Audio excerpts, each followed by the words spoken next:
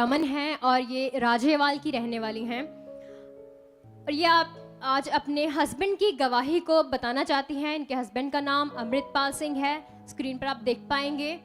और ये बताते हैं कि इनके जो पति हैं वो पिछले 4 साल से दुबई में काम करते हैं। जब वो शुरुआत में दुबई में गए तो वहाँ पर मेहनत मजदूरी का ही काम करते थे, लेकिन जितनी सैलरी उनको मिलनी चाहिए थी वो नहीं मिलती थी। उम्मीद से ज़्यादा कम होने के कारण फिर वो ऑप्शन ढूंढ रहे थे, तो उन्हें पता चला कि ड्राइविंग का काम यहाँ पर करने पर अच्छी इनकम आती है।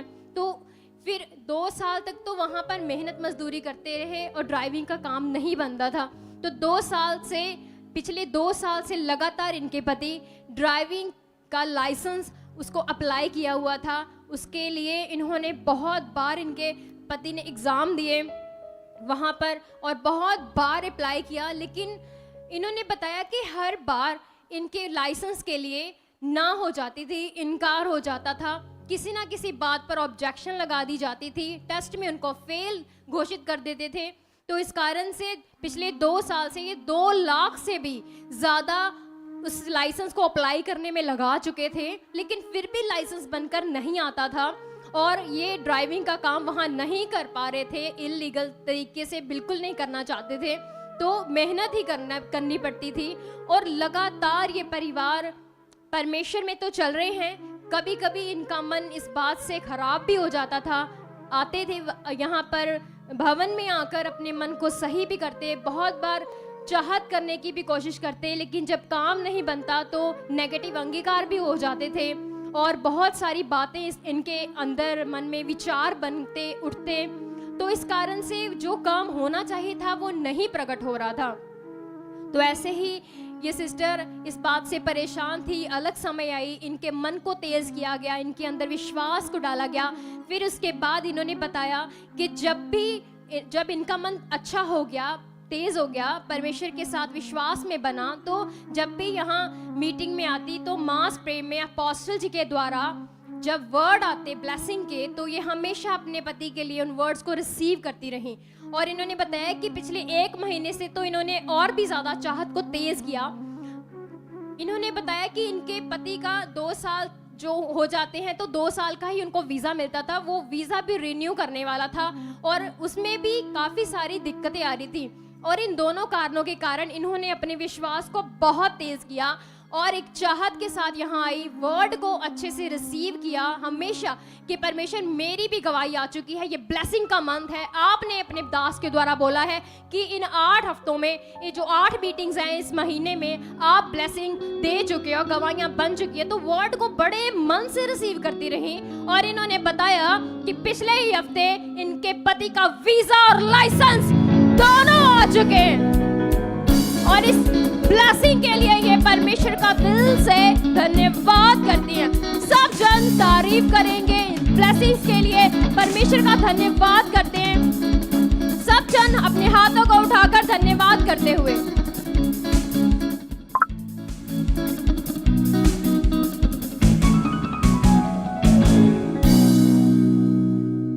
इस सिस्टर का नाम अमनदीप है और ये सिस्टर अमृतसर के गांव गुज्जरपुरा के रहने वाले। तो आज ये सिस्टर अपने बेटे की टेस्टमनी देने के लिए यहाँ पर आए। इनका बेटा जो इनके हाथ में, इनका 1.5 साल का बेटा, ये बताते कि पिछले दिनों इस बेटे के जीवन में एक बहुत ही खतरनाक और सीरियस हालात आ चुका था। तो सिस्टर, आपने अपनी गवाही में नोटिस करवाया कि लगातार आपके बेटे को फीवर होना शुरू हो गया।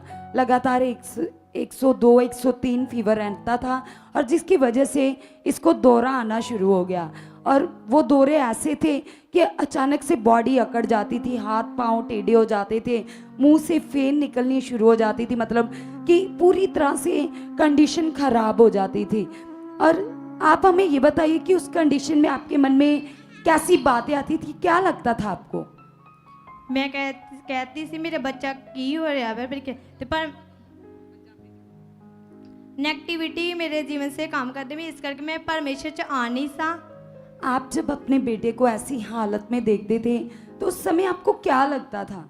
मैं कहती सी भी मेरे बेटा क्या में ठीक होएगा, क्या आ गया, मैं पहला जानती नहीं सी।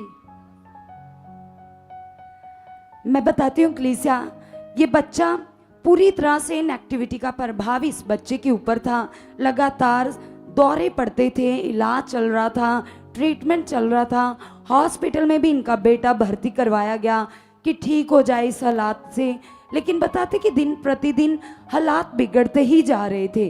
और ये बहन बताते कि ये सुखपारा यूनिवर्सिटी के द्वारा परमेश्वर को जान चुकी थी और ये सीख चुकी थी कि कैसे हम खुदावन के साथ चलकर अपनी आशीषों को ले सकते।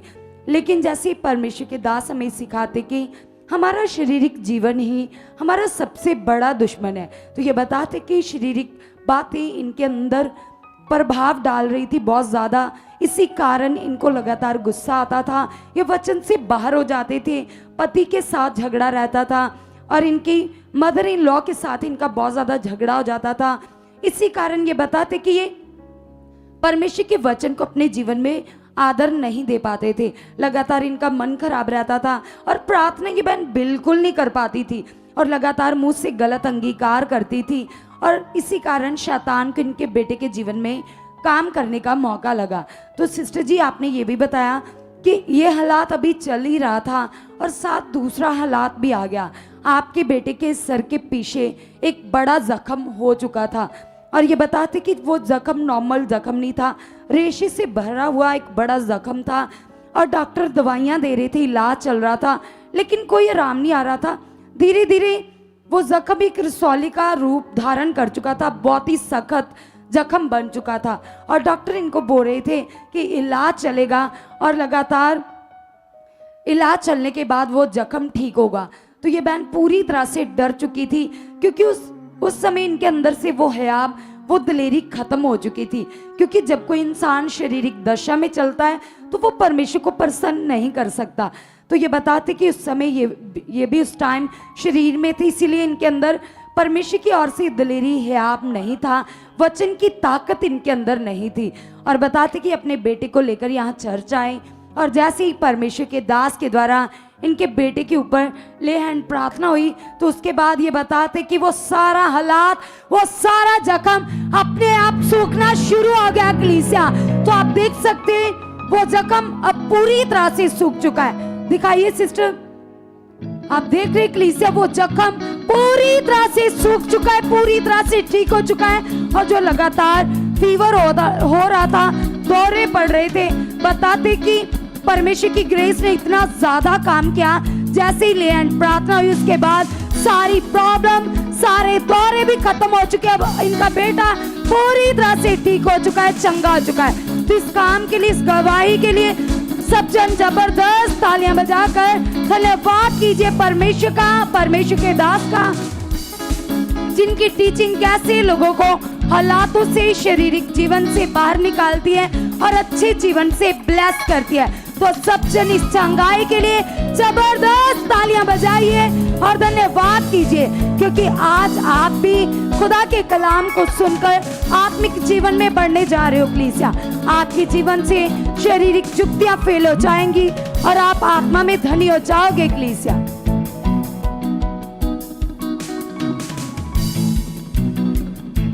सब जन इन सभी टेस्टिमनी के लिए जबरदस्त तालियां बजाइए और धन्यवाद।